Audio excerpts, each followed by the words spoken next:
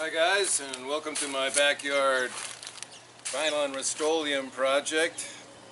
This here is a 2000 Saturn that I'm doing, and mostly for practice. It's obviously an older car. It also has some issues that you don't commonly run into with any of that, which is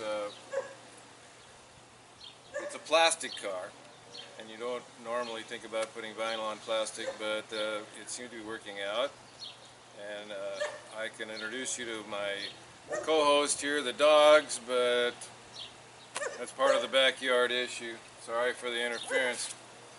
Learning a lot of things that you want to do and not do, so I'm going to pass a few of those things on and give you a little tour of what's going on so far. Okay, now we're in my outside workshop. I have an inside workshop, which is where the vinyl's done. And I'm going to explain to you why we're having to do that. In fact, why I'm having to disassemble this whole car to do that. And that main reason is this environment out here is extremely dusty and windy. And dust and wind don't do well with vinyl, whether you're in a shop or you're out of shop. I think even in a sealed shop you'd have a problem. In my house, dust collects everywhere, no matter what. So I moved it in the house to do that part of the job. Now, one of the reasons for this video in the first place is that this is the first time through for me on a number of these projects with regard to the vinyl and with regard to the painting. And one of the reasons that we had to go paint, we prefer to do vinyl on the inside and even on the outside, you know, anywhere possible, but because this car is plastic, we can't do that, especially on certain items. Now, this for instance is the console, and this is a textured, you probably can't see it, it's a textured plastic, and this will not work with vinyl at all, so we're going with a paint. Now the paint that I'm using is a new paint by Rust-Oleum called 2X, which is suitable for plastics.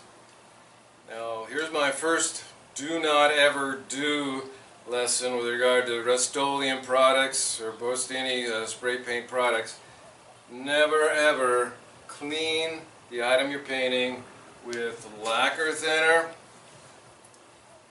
with paint thinner, or definitely do not use acetone. If you do, the paint will do a lot of weird things, including not set up. What I have been using that's done well is a waxed and car remover by Rustoleum, which you clean it with it's a soapy water, it creates a soapy water, and then clean it with fresh water a lot to get this off of there before you do the paints. Now, just another thing, this behind me is the bumper, the front and the back. Once again, this is a textured, rubberish type of product, so this has been painted with the Rustoleum 2X as well. These are the door panels.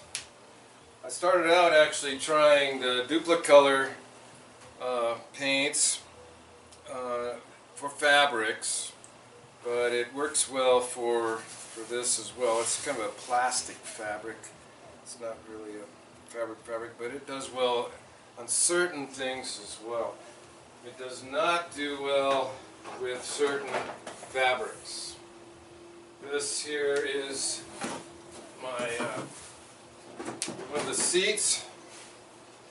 It does well with this very crude carpeting for color.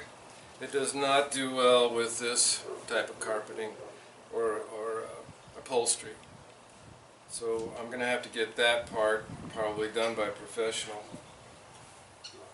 Okay, now we're going to show you some of the items that I've done on the vinyl side of things and what I'm having to do with that part of it.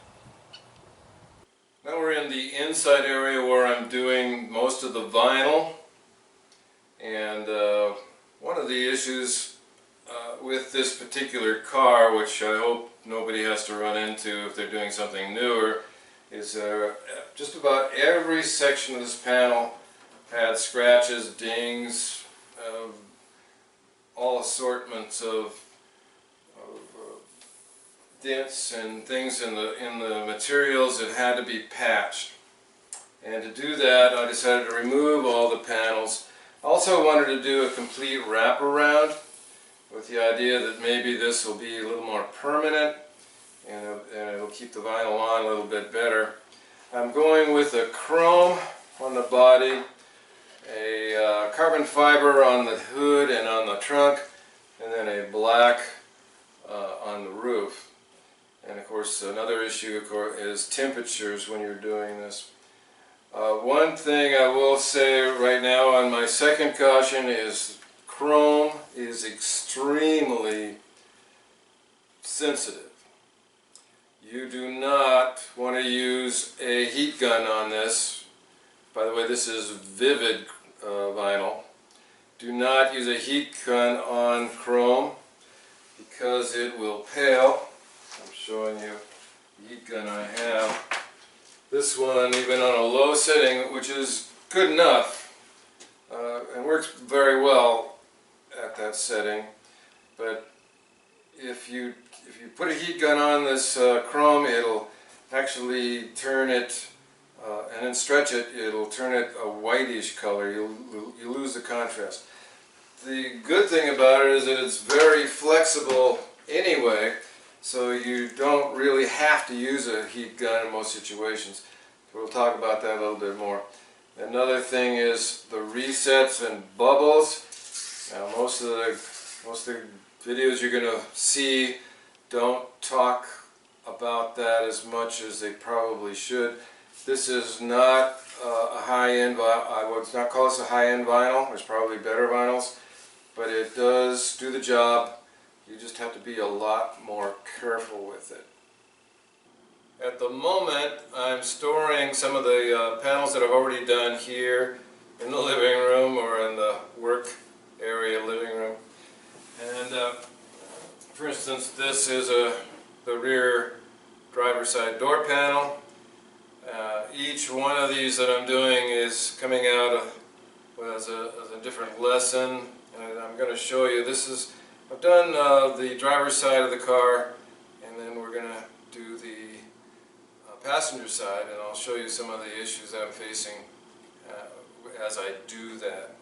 So this is how the chrome's going to look. It's not too bad, but there are little things about it that I haven't seen in any videos that I'd like to show you if you're going to try this yourself.